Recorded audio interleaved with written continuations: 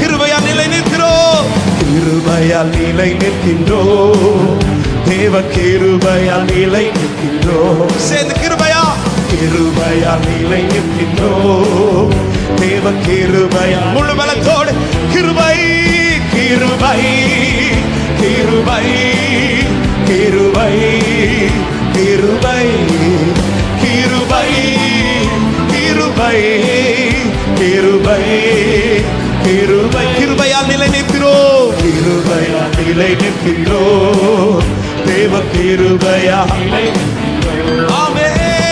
கிருபையால் நிலை நிற்கின்றோம், தேவ.